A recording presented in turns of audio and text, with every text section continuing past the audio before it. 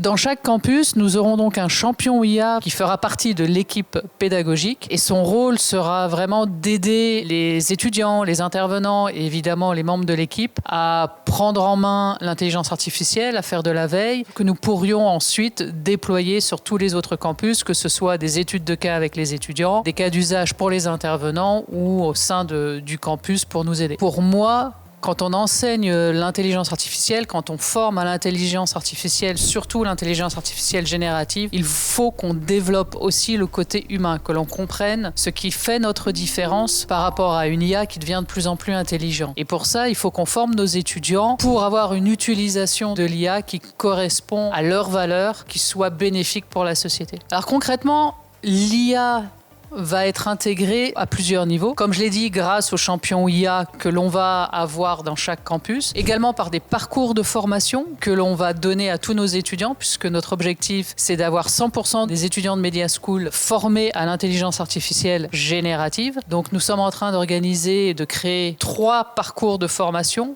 pour 3 différents niveaux. Un premier niveau qui s'appelle Déclic IA, qui va être le niveau débutant pour nos post-bac en présentiel, 8 heures de connaissance de l'intelligence artificielle, de développement des soft skills, d'un début, une introduction de la confiance en soi et de la connaissance de soi, savoir prompter, et un atelier de mise en pratique de tout cela. Ensuite, on a un parcours Boost IA, qui lui est en hybride, avec du e-learning où l'on reprend l'historique de l'intelligence artificielle, qu'est-ce que c'est, ses applications, ses impacts sociétals, évidemment savoir prompter, qu'est-ce que ça veut dire d'être humain à l'ère de l'IA, quels sont nos points forts, et donc développer à nouveau tout ce qui est créativité, tout ce qui est sens critique, éthique, évidemment, connaissance de soi, quelle est ma zone de génie. Tout ça pendant 6 heures, suivi avec des cours en présentiel ou des ateliers de mise en pratique ou de débat. Et le 3e parcours, qui est pour des personnes qui ont déjà une connaissance sur l'IA, qui s'appelle Vision IA. On va creuser un peu plus profondément sur l'impact de l'intelligence artificielle sur nos sociétés, sur le travail, tout ce qui est soft skills comme des reconnaissances de processus de mise en place, tout ce qui est entrepreneuriat à l'ère de l'IA et aussi comment créer et gérer des agents IA